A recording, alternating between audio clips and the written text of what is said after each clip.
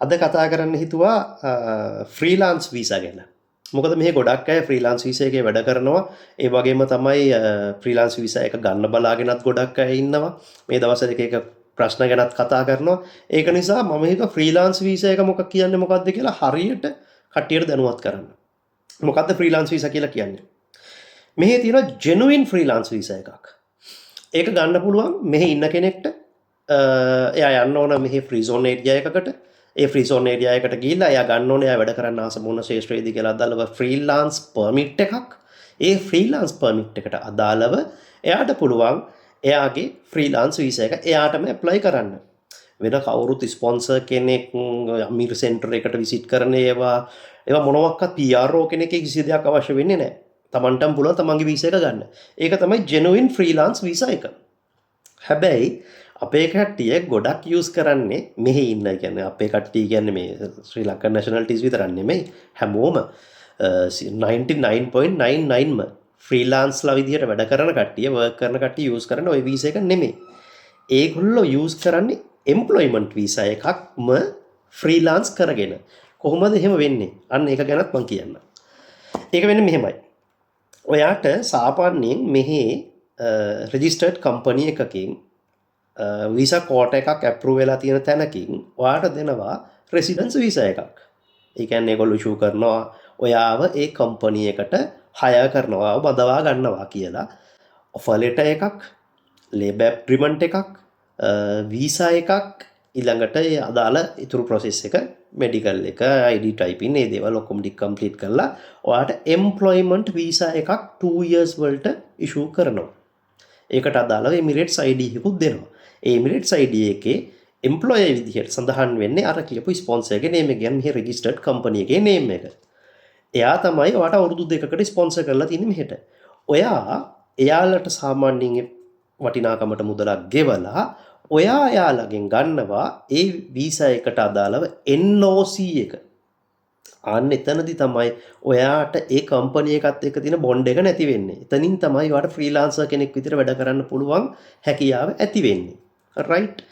එතකොට ඔයා NOC එක ගත්තට පස්සේ ඔයාට පුළුවන් ඔයා කැමති තැනක ඔයා අදාළ ජොබ් එකක් හොයාගෙන තියෙන තැනක ගිහිල්ලා ඒ අදාළ ජොබ් එක කරන්න.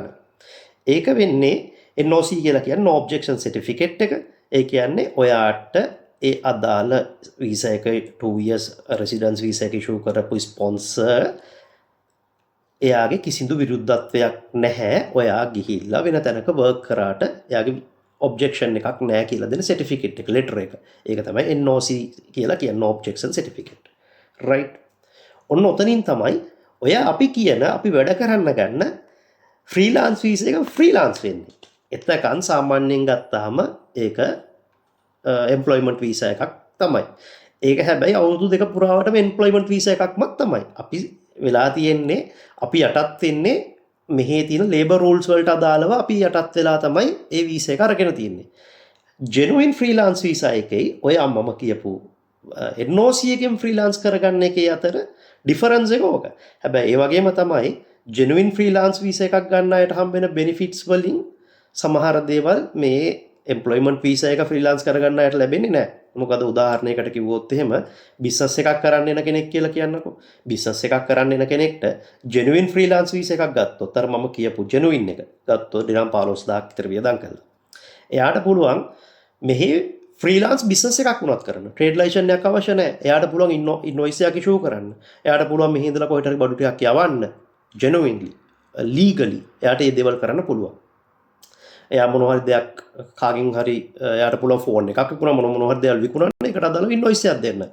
ඒකට අවශ්‍ය ලීගල් බෑග්ග්‍රවුන්ඩ් එක අර කියපු ජෙනුයින් ෆ්‍රීලාන්ස් වීසා එකට හම්බෙනවා. හැබැයි මේ අපි වැඩ කරන්න ගන්න ෆ්‍රීලාන්ස් වීසා එකට අර NOC එකෙන් ෆ්‍රීලාන්ස් එකට ඒ වගේ ෆැසිලිටිස් ලැබෙන්නේ නැහැ. මොකද එයාට අදාළව අර මම කිව්වේ ලේබර් ඇග්‍රීමන්ට් එකක් ඉෂුව කරනවා. ඒකට අදාළව සැලරි එකක් තියෙනවා.